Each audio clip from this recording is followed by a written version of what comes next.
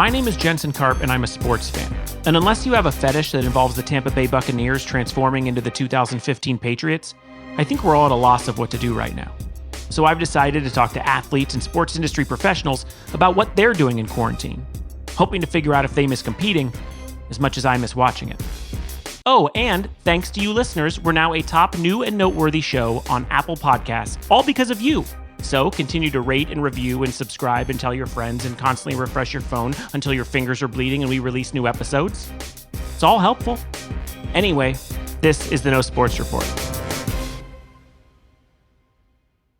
Bismack Biyombo understands struggle. In the Democratic Republic of Congo, where he grew up and learned the game of basketball, he would walk 45 minutes to attend school, practice without shoes, and many days he went without a meal.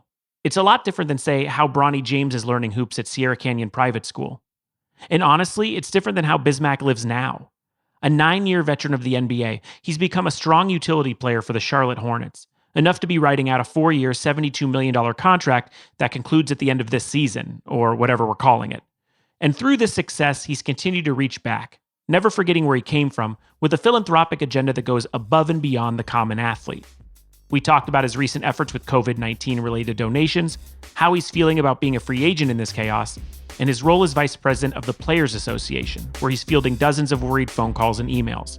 And after Bismack, we'll hear from Jeff Lowe, co-host of the movie podcast Lights, Camera, Barstool, in the latest installment of Fandemic. And yes, there's Quibi talk. All of this on the No Sports Report.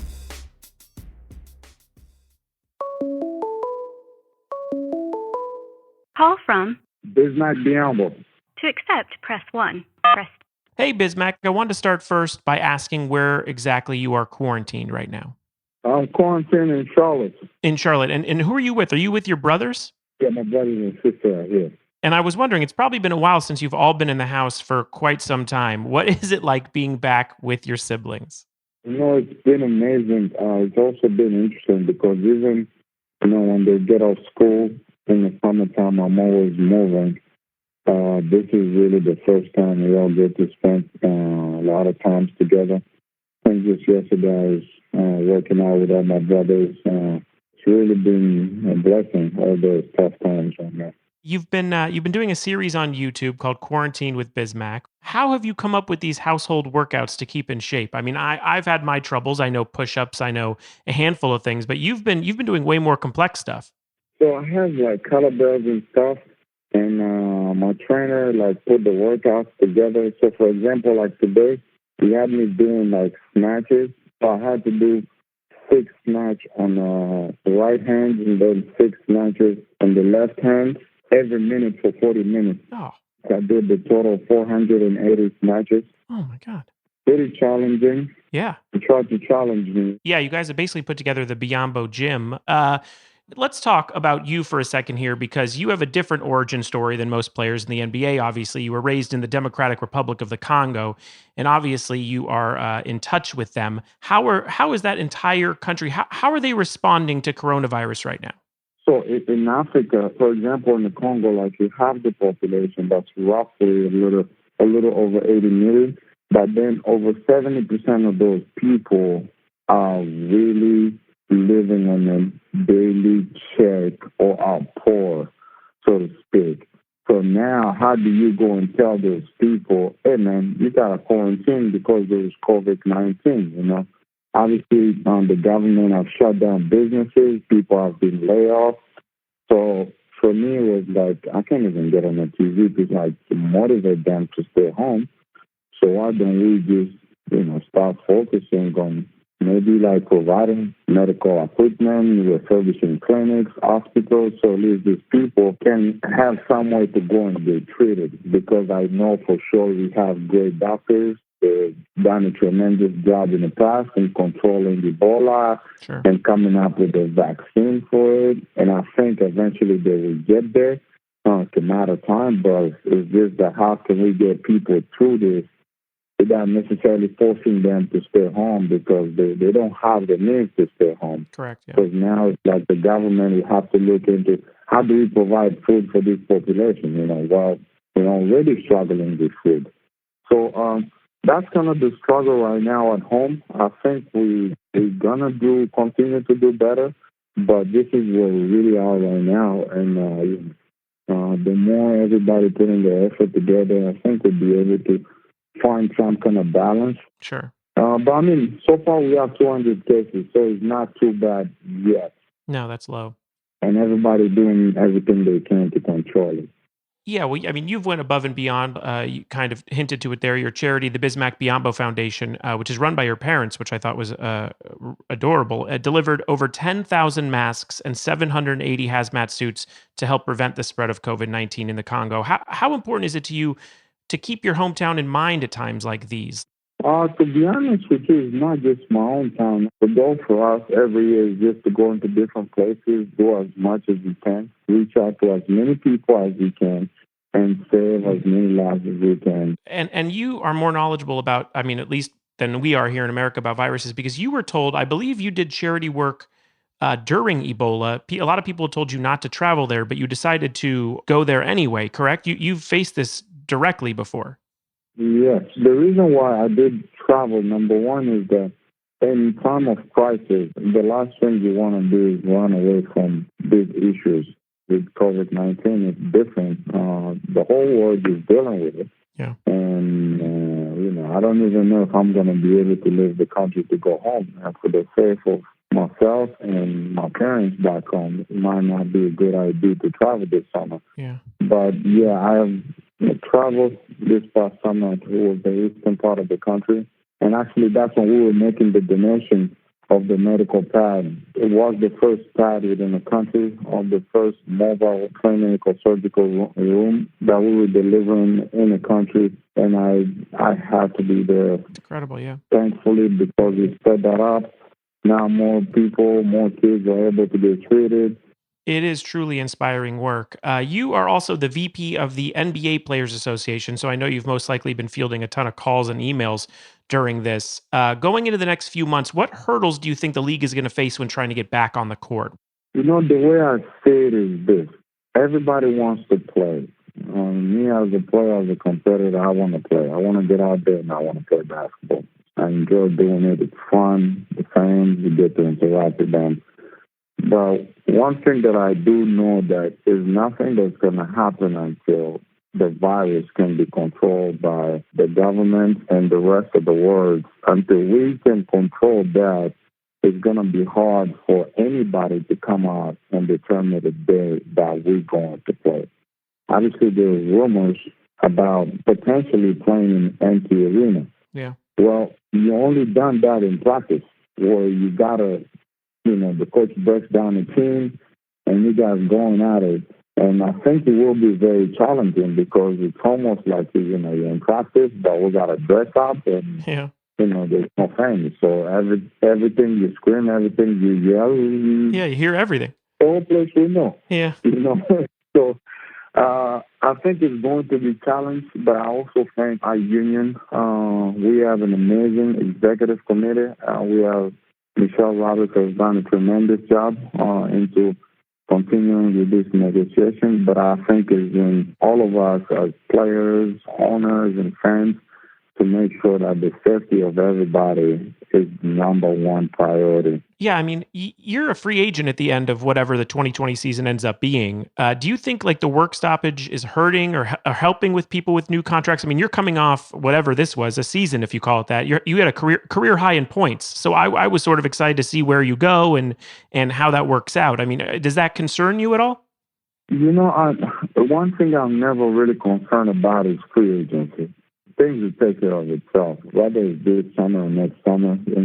I always say you have to hire the right people, whether it's agents and managers, to do the right thing. So I'm really never really concerned about free agency. It's never been my thing.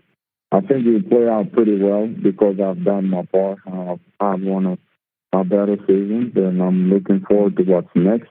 Yeah, and last basketball question. Do you think a playoff tournament or any of those things, are those things we should be at least bracing for? Or do you think this season, I mean, my guess would be right now is that it might just be over? As fans, even as a player, you look forward to the playoffs every year, whether you're in it or you're out of it, it's like this learning process. But then at the same time is that whether they open up or not, like players are going to need maybe a month of preparation. Yeah. Being in your home gym is a lot different than, say, scrimmaging or being there against other players. That is practice that is set up to get you ready for the season. And I think it's just to take months off and then go into a playoff tournament. I don't think you're going to get a real answer from that either. So let's end it with something a little positive and then something stupid. First, is there anything you want to stick around from this time? Is there anything that you hope continues after everything has been cured and we have the vaccine? Any new practices as a society that you liked? I probably feel like the amount of time we appreciate with a loved one, being able to appreciate them more. Right now, I really appreciate my family more because not just because I, never get to spend time with them, but being able to see them and listen to them very careful what they have to say. I just hope that people understand that, life is not always about, making money, but now when you take the money away, there's far more important things than just getting up every day and going to work. I guess that's a perfect lead-in to talking about some things that I wanted to suggest to you during pandemic, some things away from basketball. Okay. You open to maybe hearing some new ideas? Yeah, hit it. Okay.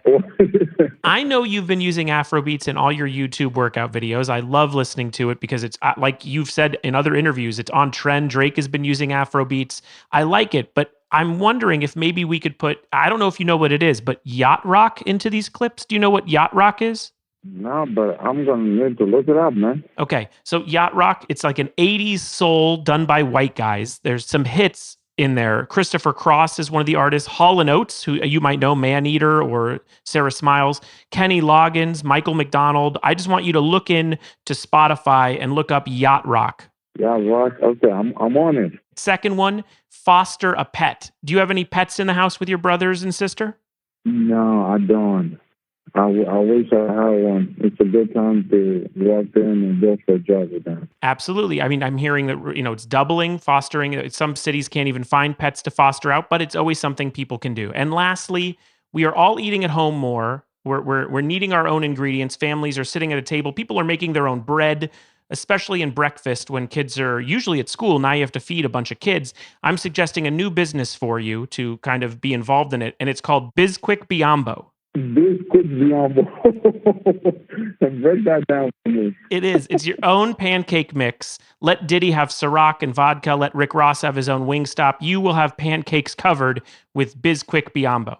I love the idea, man. I think I'll have to explore this. Bismack Biyombo pancakes. I love it. Between that and Yacht Rock, I got you covered. Bismack, you are an inspiration. What you have done not only for your homeland of the Congo, but beyond that for America and other countries is absolutely awe-inspiring. I appreciate what you do. And please stay safe and go have fun with your brothers and sister. And I mean, live that time up in your family. Stay safe, stay healthy.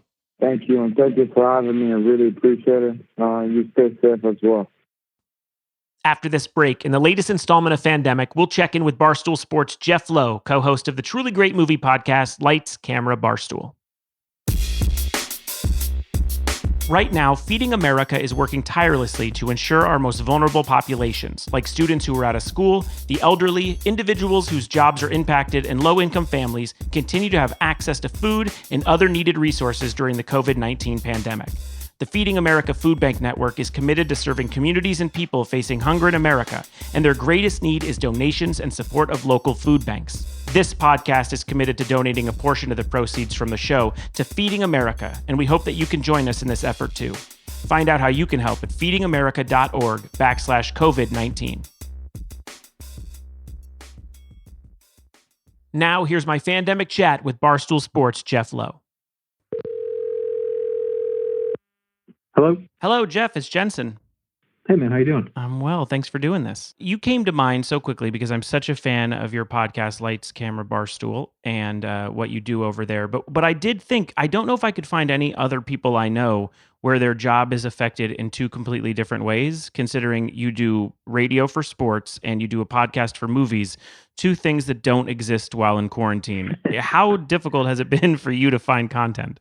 Pretty tough. I think my favorite example is that I've been putting out these lists of movies that I want people to watch. Mm-hmm. And I'm like, I'm going to go through my favorite movies from, past like 10 years or so. And I'm looking through the list, and I'm like, oh, I'm going to tell people to watch this, watch this, watch this. And then the first 10 movies, none of them were on streaming. I was like, okay. You're not going to tell people, like, yeah, go rent this. I don't know, because everyone's, already paying for their streaming service. So, it's been tough. And then the radio show doesn't even exist. Yeah. It's like, it's just no radio show right now. So I had to create, like, a trivia show for Twitter. And, look, I guess I hate using the word blessed, but kind of, we can still have a job. But it's when you have a podcast based around new movies, they just don't come out anymore. And if they do, people have to pay like $20 to watch them online, and they're not exactly the biggest hits. It's pretty tough. Absolutely. I've been every week listener of the podcast for now, I don't know, probably since the beginning of the year. And I look to you guys for so much about those movies. And now I'm like, oh man, even they sound pained that they can't go to a movie theater. Are you shocked at how surprised, how surprising it is that this hurts so much? Yeah, and that's the thing. Like, I'm a big sports fan. I'm a Cleveland sports fan, so this probably factors into it. That my team just gave me depression, so it's not that exciting to watch them play. Right. But the moment for me that started sinking in was just reading AMC was going to go bankrupt, and like they may not open again, and that's my go-to chain. Yeah. I'm an A-list subscriber, all that stuff. So that was one that sunk in where I was like, oh no, like this. There's a lot worse things than not going to the movies, like health, yes, people dying. But in terms of like day-to-day things, like sports for me was tough. That's like, it sucks. But the movie one, I was like, oh man, that's a huge bummer. Like just no.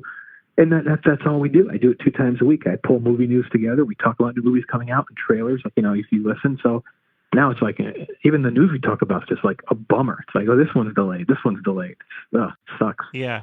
What did you think? This week we heard that Universal and this Trolls World Tour movie ended up making $100 million in rental on streaming. And then AMC responds by saying that Universal movies are going to be banned from their theaters when they come back. Explain this to people, because I am totally confused by this Tupac Biggie beef within the distribution business.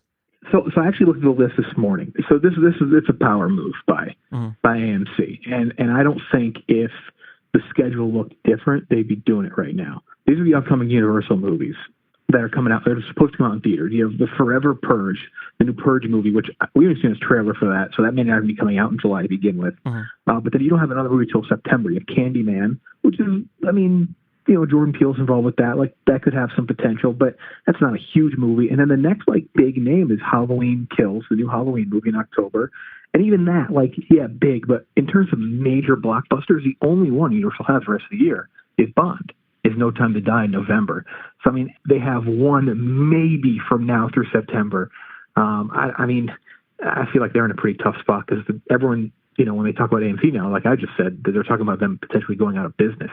You would never see them do this with Disney or anything, who has the big power players coming up in the next few months. Yeah, because 2021 would be Fast Furious, right? That's the one. Yeah. Yeah. Ugh. Yeah, and they have they have some of those other bigger ones coming out there, but they don't have any of the comic book properties that are going to be big. Right. So I know why AMC can do it. Pretty ballsy move though, and I think Universal even responded today. They're like, look, we're going to release things on demand if we see it fit for the market. So I don't blame AMC, but I don't blame Universal really at all there. Yeah, it's hard in all of this pandemic, whether it's sports or movies or really anything, including some small businesses that have to furlough people. It's hard to find the true kind of villains in some of these. Obviously we know there are some villains, but at the same time, it's like you kind of relate to a lot of what's going on both sides.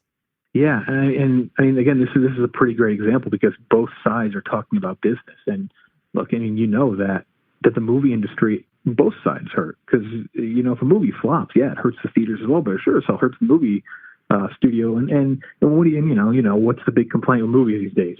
Nothing's original. It's all comic book movies. It's all sequels and everything like that. So, I would prefer to go to a movie personally than pay for $20 on demand, but people may say otherwise. And if that opens up the creative lane to have, more original kind of newer, fresher ideas from directors who wouldn't normally have a chance, then, look, I love AMC. I love their popcorn. I go to the movies, but I get where Universal comes from there. Yeah. Has there been any movies that you've picked up on during quarantine that were new to you and you love? Well, in terms of new stuff, the last movie I saw was Invisible Man. Yeah, which you loved and I loved. Yeah, such an awesome movie, and I'm glad that came out when it did, because it did get a lot of love, which is nice to see for the Dark Universe properties, which were dead and buried for so long. Yeah. Nothing new that's that crazy. Like, I'm not going to sit here and tell you that I watched Trolls World Tour and it changed my life. But Portrait of a Lady on Fire on Hulu is pretty amazing. But that's not even that new, because that came out last year. But it didn't get a lot of Oscars love because France didn't pick it for their nominees. That's the best movie I've seen this year. Pretty great. But otherwise, no. I watched like full episodes of Jersey Shore for the first time. That's how like out of new content I am. Oh no, you're deep in it. Let's talk sports for a second. How have you been able to supplement Cleveland sports? I'm a Clippers fan, so I know what it's like to almost say to yourself, "Oh wow, this actually kind of feels good," because I won't feel the letdown of the season. That's a tough year to have Clippers basketball cut off, though. Yeah. That's I don't know about you. Like, I'm not even watching old sporting events, really. I watched a couple of the Cavs finals games when they first aired, but that was a few weeks ago. Like, I'm not even finding myself really watching like old sports. I'd rather just watch highlights. Like, if I want to watch so-and-so's match, like, or a game or something from the Olympics, like, I'm just going to go and watch it on YouTube for 10 minutes. And then I'll go watch like a crappy TV show or something. Yeah. As a listener of your podcast, I know how much you utilize YouTube, and you do it the right way, because it's like you kind of catch up on things through YouTube or pick up little stupid memes or whatever it is that you find. I don't need to watch all of LeBron's comeback. I don't need to watch all of Chris Paul ruining a playoff game. I'm fine just remembering they existed. Well, they re-aired. Like, I'm a huge Olympics guy. So I'm like, actually, if anything, I'm really bummed about the Olympics not being until next year. Yeah. They re-aired the 2008 Beijing, like Michael Phelps relay, like that crazy comeback. Yeah. And they re-aired the whole thing. I mean, that's an hour of swimming in prelims and qualifiers. Like, you could just go watch it on YouTube. It's a 2.5 minute race. I don't need to watch it on NBC Sportsnet for an hour just to get to the moment. I don't need to see Costas's pink eye through the whole thing. You guys both, for the good of the pod, all three of you watched Quibi shows. You did suggest one of them. You loved one of them. Well, okay. So did you listen to this week's podcast yet? Not this week. I'm a couple days behind.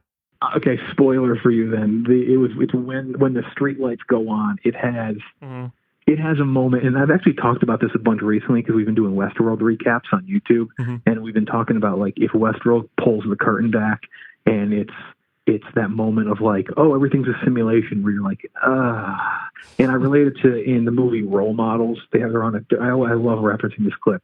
They're around the campfire, and like the nerdy guy, I forget who his character's name is. He's telling a story. And he's like, and the killer was the pizza delivery guy from the beginning of the movie. And everyone's like, what? Like, that's the guy? That is basically this show. When the streetlights go on, they have a reveal.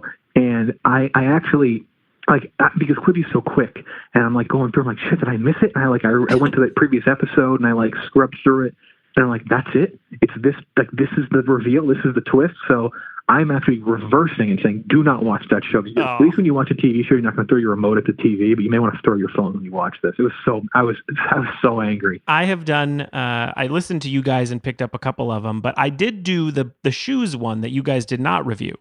Oh, right. People liked it, right? Yeah, it's fine. It's if you like complex.com and you want to see a shoes documentary about things you mostly know, they do it well in 10 or 12 6-minute episodes. I don't know. I mean, I guess you guys kind of said it best. You had Greg Grunberg on for that episode, and he just said it seems like a lot of people took their side projects there. Yeah, and the biggest whiff of all, especially in a time now where everything is nostalgia, everything is watching old clips, it's watching Michael Jordan. And I guess they didn't know a pandemic was coming, but they teased that Legends of the Hidden Temple was going to be on in April. And unless it's been on in the last 2 days, the app was initially on my home screen, so I made sure I went into it. It's now moved into a folder, so that's a bad sign for Quibi. Oh no, Quibi. But they did not have, like, where's Legends of the Hidden Temple? Because that's good. People talk about it. And like we also said too, the worst thing that on that app is that you can't screenshot, which I know you can't do for like Netflix and Disney Plus, but you can have this on your TV and you can take a picture of it. As of until recently, you could only watch on your phone with Quibi, so you can't share any moments. Yeah. And it's like, how do you talk about it? What's the show with the golden arm? We interviewed the guy too. I mean, is that not one of the greatest clips in television history? We We interviewed the guy who started Travis Fimmel. It was so weird, and he didn't even. He gave some really nice, thoughtful answers about it, and Sam Raimi, and I was like, what? What is this? Yeah. How did this? You're right. It feels like a weird side project that Sam Raimi had. He's like, I had this idea for a movie. It's really only 5 minutes long. That's basically what it comes down to. But yeah, it's something about 50 States of Fright. That's what it's called, something like that, which sounds like a Six Flags attraction. I do.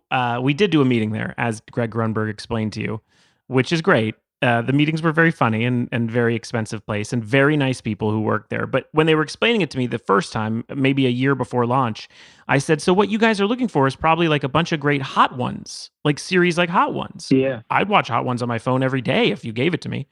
And they said, sort of, we're also looking for the next Sopranos. And I went, oh, that doesn't make any sense.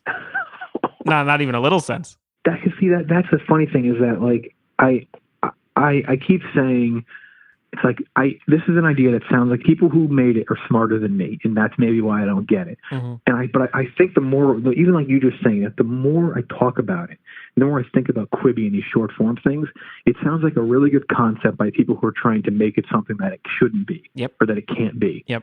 Because you're right. Hot Ones is that's the type of stuff I'm watching right now. Yeah. I could watch Gordon Ramsay on Hot Ones over and over every week. Agreed. But you're trying to do Sopranos in 6 minute intervals. That ain't easy. So Cleveland sports, when they come back, do you have any hope for them? Do you have any hope for sports in general? Well, I am a UConn basketball fan, so they're going back to the Big East, so that's exciting. The Browns, I'm not going to get my hopes up this year. I'm just not going to do it. Mm-hmm. But they don't have a moron for a coach anymore, so that's nice. It just comes down to if Baker can play better. I sure hope so. I really do, because that would be, them being good would be very nice. But at this point, it's I don't even the ability to get my hopes up are now beyond dead. I didn't think I could get my hopes up last year, and I did. Right. And now I'm just I don't have it in me anymore. But you had hope last year. That's even the sadder part. I did. I didn't. I think, and everyone always points to Baker, but I believed in Freddie Kitchens so much, and then he just came out and he did nothing that he did the year that got him to be head coach. And you're just well, how is that even possible? How do you go from making this, helping this QB look like he's the next best thing in the NFL alongside Patrick Mahomes to running an offense that ran the ball in 4th and 9? Yeah. I don't know if he got into the job and there's some bizarro world he slipped into. But I'm glad he's gone. That was tough for my ego. I connect with you purely because being a Browns fan is a lot like being a Clippers fan. People go, oh, man, what a bummer for you to lose. You know what, man? I don't think so. I think we had a good shot, but the Lakers looked great. Bucks looked great. The West was stacked, obviously. I mean, it like you, I just say, it sucks I wasn't able to watch it, but do I think we would have won the championship? I don't even pretend that's going to happen. That was the thing. Last year, I wasn't even the Super Bowl for me. I just wanted them to go 10-6. Yeah. I just wanted to win 10 out of 16 games. I can relate to that. It's I'm not even thinking about the Super Bowl. Just make the playoffs. Lose in the playoffs. Because I was I'll be happy if they make the playoffs and lose 35-0. Just the fact they made it. Yeah. That's a step, which is so sad. That is just the worst. I mean, the 49ers just went from the second to worst team in the NFL to almost winning the Super Bowl. So that's the worst attitude. But when it's the Browns, again, you can relate. It's the Clippers. When you root for teams like that, you just don't. Yeah, I miss the days we could be disappointed. I hope it's soon. If anyone has not listened yet to Lights, Camera, Barstool, please do. Jeff is so funny. All of you, Ken Jack, Troballins, huge fan. I listen every week. And keep up the great work, man. And hopefully soon you'll be back on the radio show and back in a movie theater. I appreciate that, man. Yeah, thank you so much for the kind words. No worries. We try our best to be funny. I'll give credit to them too. They're the real workhorse in terms of comedy. So well, I love it. It's so great. And the beginning of the year was so bad with movies too. So hopefully everything comes back together and we see good movies and good sports. Of course. Thank you, man. All right, take care.